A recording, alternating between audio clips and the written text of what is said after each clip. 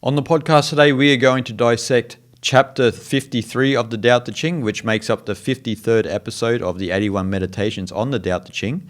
And as usual, Guyang will read Jia Fu Feng and Jane English's translation, and I will read Derek Lin's translation.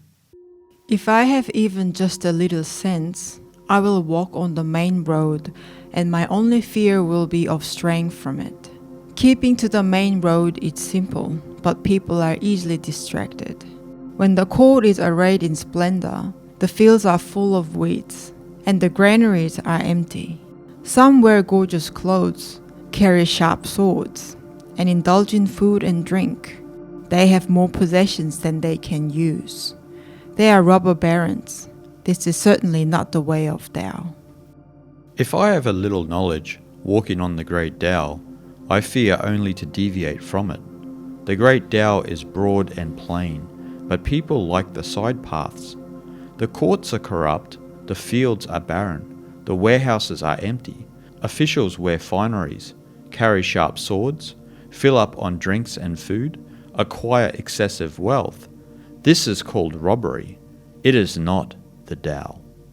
So in this chapter, Lao Tzu is speaking about what happens to society when we veer off the Tao, both collectively and individually.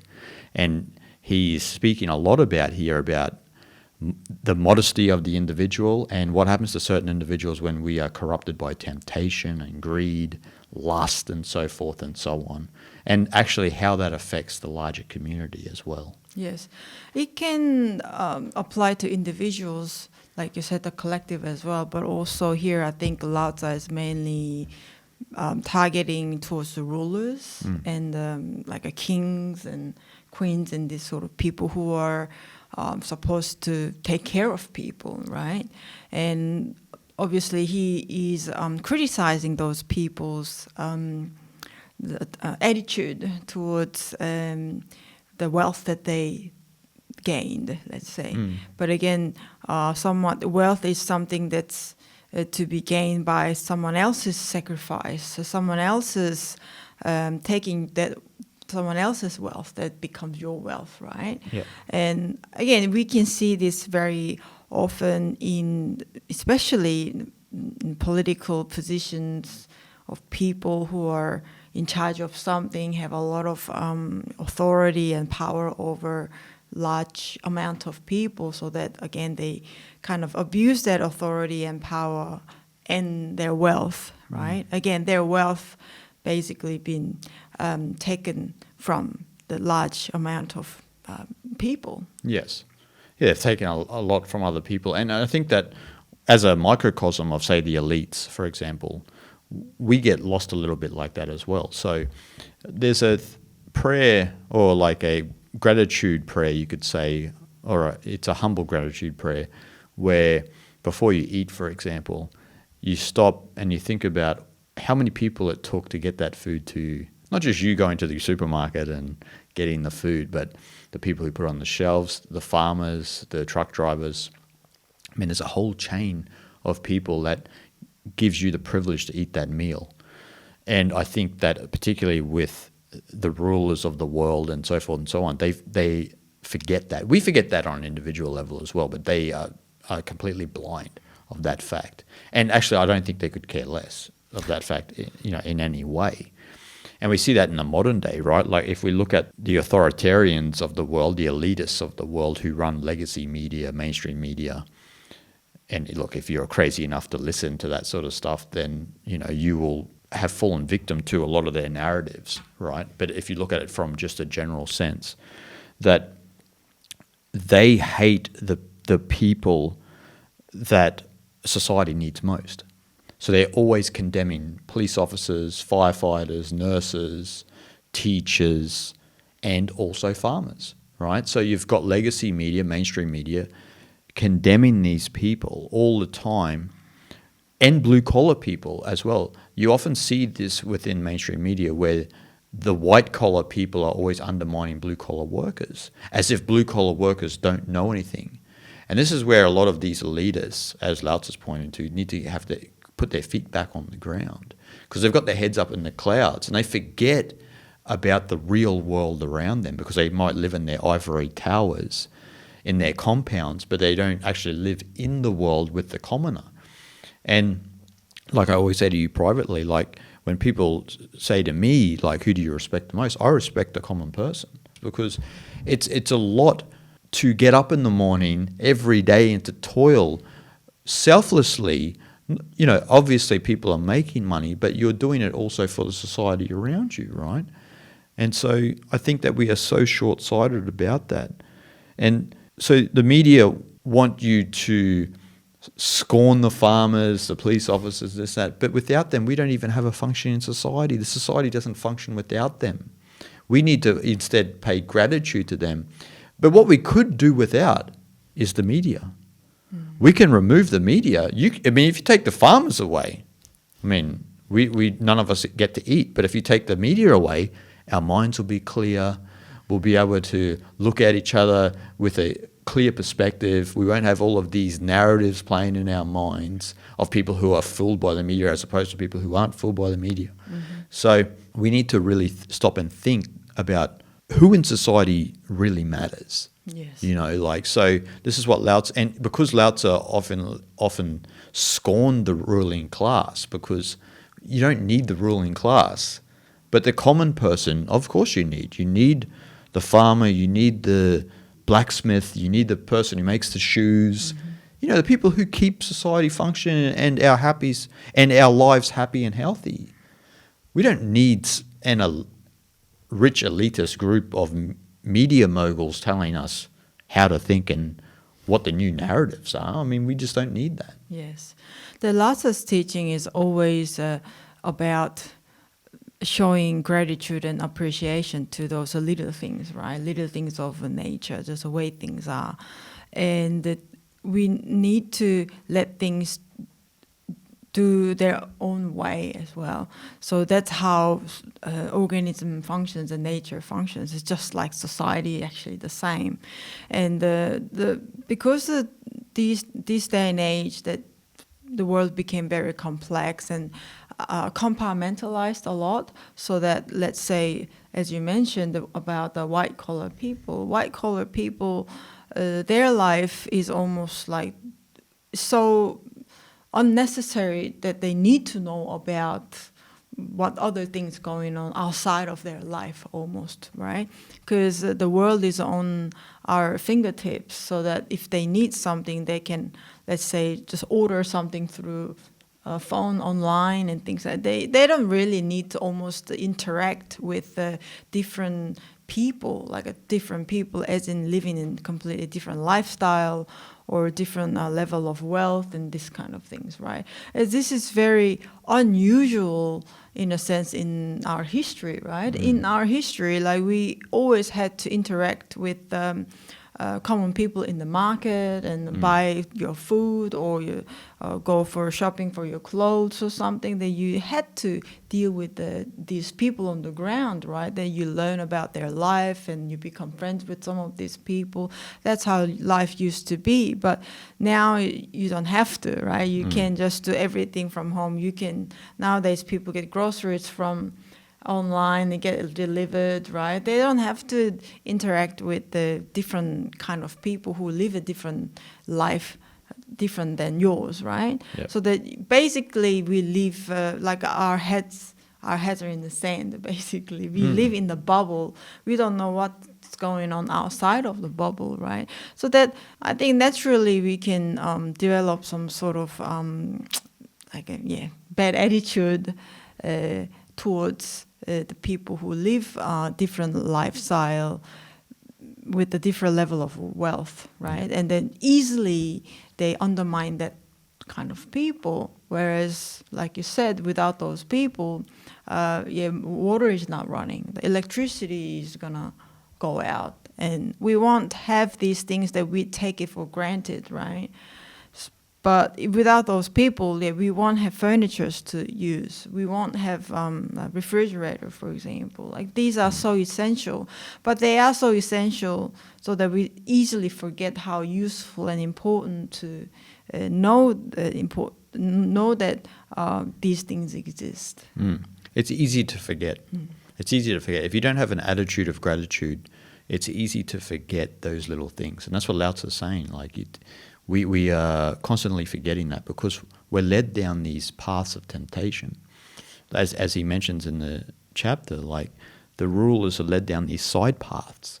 Like we're all on the main road of the Tao, right? We're all traveling down the main road of the Tao, but then there's these side avenues where, well, look, I can make a lot of money here, you know what I mean? Like if I do a few things and I use a few people and I can prop my position up in society, and then next minute you forgot completely what the Tao is. You forgot the common person. You forgot basically the world that you are from. And that's what's often ironic, particularly with rulers and maybe richer leaders, is that a lot of them come from humble beginnings, but then they forget the Tao, and that's what Lao Tzu. It's kind of a warning, right? It's a stern warning because once you forget it, then you forget the symbiotic nature of the world, as you said. Like you forget, the farmer that's toiling away to get the food to you on the table, and you forget that. I often think about when we talk about this chapter, my mum and dad, who were, always forever blue-collar workers, and they were both cleaners. So needless to say, my home was impeccably clean. But my mother was a cleaner at a primary school, and my father was a cleaner at an abattoirs. And so I guess the difference in the contrasting perspectives is, because my mum worked with kids, she had to clean the toilets, and the kids had clean toilets, right? Because mum's always cleaning them and whatnot. But she was always bringing lollies. They knew Mrs. Gregory, and so there was a much more of a symbiotic, natural relationship, as opposed to a bigger company like my father worked for, which is, an international abattoir, and so the workers that come in to do slaughtering in the daytime, for example, it's impeccably clean because he's been toiling all night with the fire hose, hosing everything down. And so there's a lack of, I guess, appreciation there collectively from that perspective, which is kind of a microcosm of how the world can end up. Obviously, my mother's perspective is probably more of the natural way, but again, that's a smaller community. It's more small and tight-knit community. She worked at a very small primary school where I am born in Mackay, and so you can appreciate people more on a natural level, as opposed to when it gets such a large scale. That's how we start to forget the Tao. You start to forget, like, oh man, like you don't think about why you have food on the table. You don't think about why your bin is empty. You don't think about, you're, like you said, with electricity and the plumbing and all of the things that hold us, are the glue of society, we often forget. And that's why in this chapter, Lao Tzu is saying you've got to always remember the road that you're on, the Tao that you're on, and how in nature everything is symbiotic. But you can get completely fooled by going down these side paths. That's right. It's so easy to forget that we are part of something much bigger than ourselves. And the reason why we also easily forget about it is because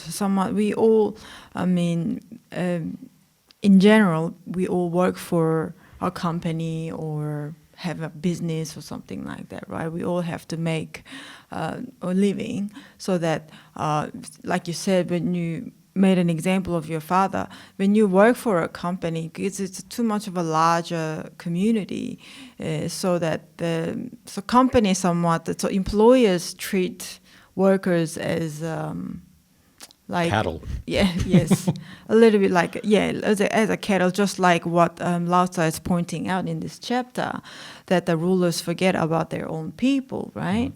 So that's how we get treated these days at workplace, so that for a long time when you get treated like that, it's actually easy to forget that how you have been treated by the employer, so that you kind of unconsciously copying that sort of behavior and attitude, right? So we repeat that, unfortunately, in the individual level, so that we easily forget about, like you said, having gratitude towards everything that we get to see. And again, like you said, with the food, how long of a process that it had to go through for you to have that, enjoy that food, for example. So that individually also we easily forget how to appreciate these little things, and that can be also practiced for ourselves through this chapter.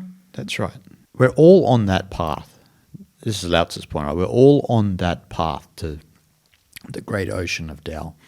But we're like the chaiwala story in India, who is a chaiwala in society, but then realizes the path up the mountain to Brahman.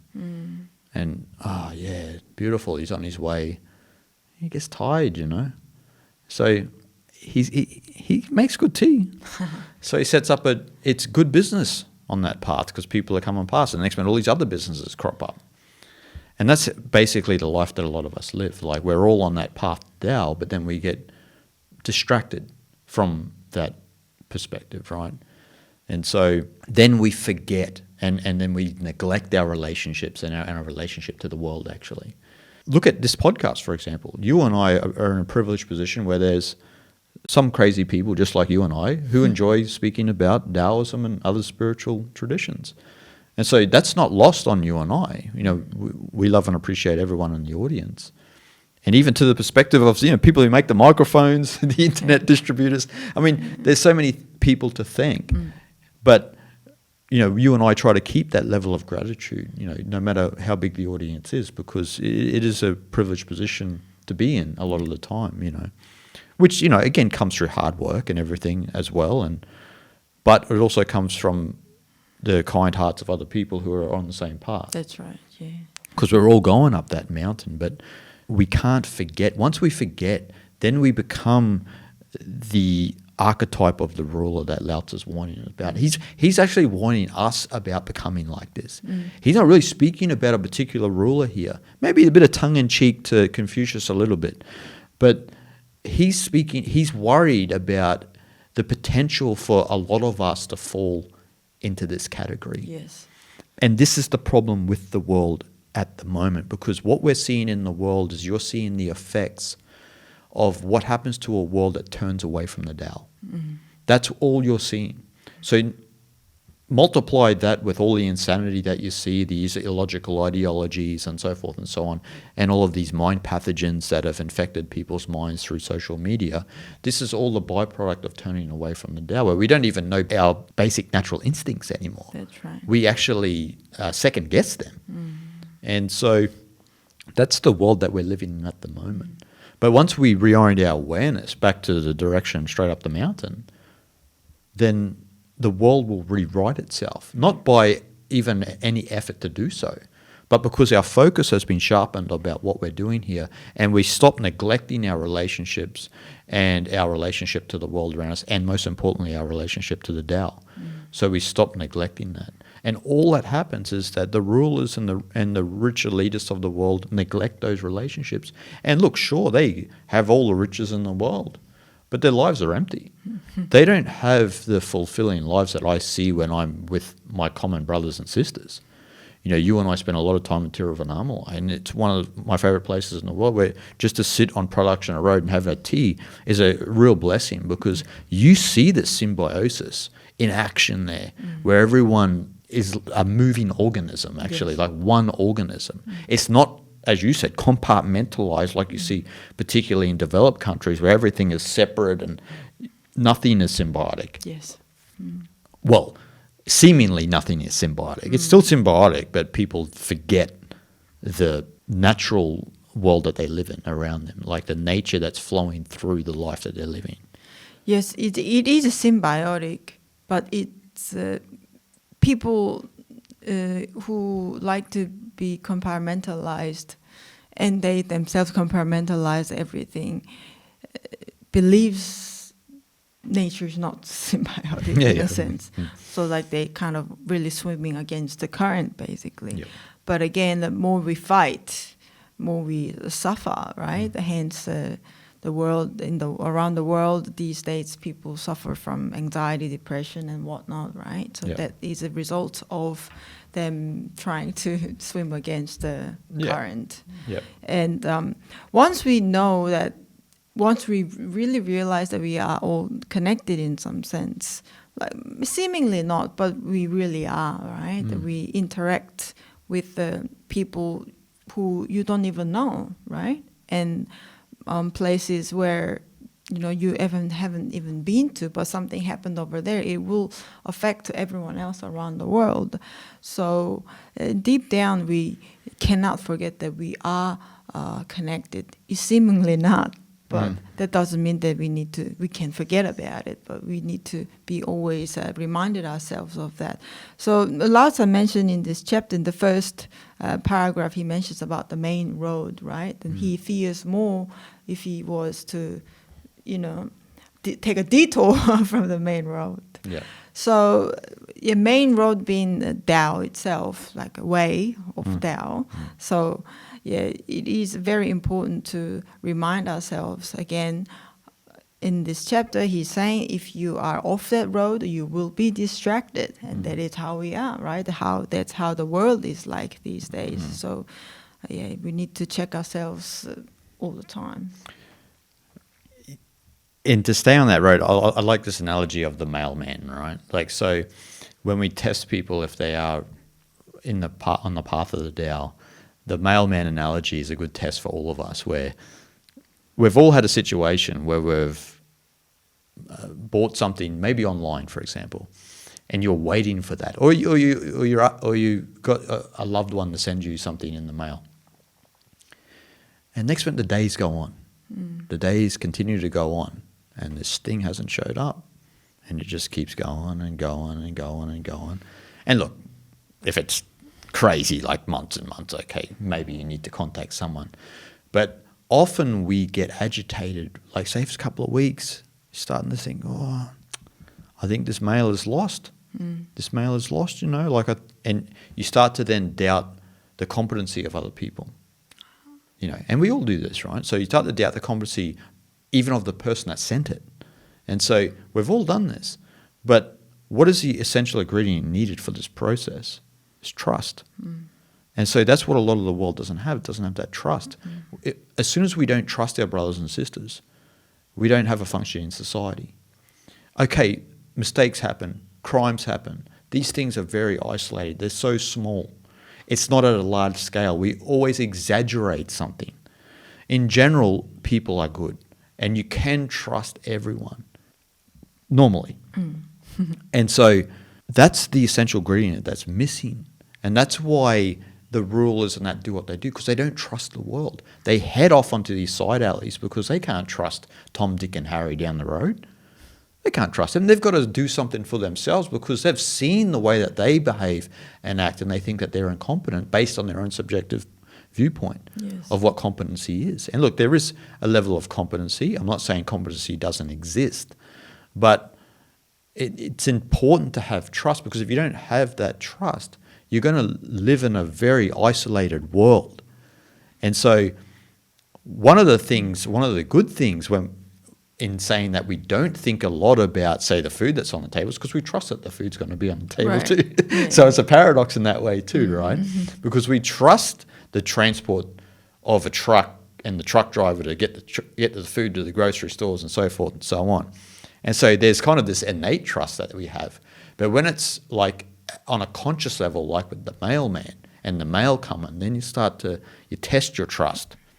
Like, oh, I knew that post offices, they lose mail all the time. Yeah. And so it's essential for us, and what Lao Tzu is pointing to in this chapter, that we trust others and we trust the world around us. We trust our relationships. We trust our relationship with the Tao, and all will be well. Trust, and also what I would like to add is the patience. That you trust, and you are a good. You can be a good waiting person. You can bear with that time. Waiting. A Zen master might be waiting for mail for 2 years. No one's got the heart to go up and tell him, like, hey, mate, I don't think this mail's... Sure. And he's like, you never know. You never know. But that's the patience and the trust that we all need. So, and that's what this chapter is about. And that's what Lao Tzu's imploring us to do, to stay on the path of the Tao, and don't be so attracted to money all the time, greed. Trust your brothers and sisters, Have patience with the world around you, and all will be well, because that's all that it can be. That's right. Okay, guys, we hope you enjoyed, and we'll see you guys next time.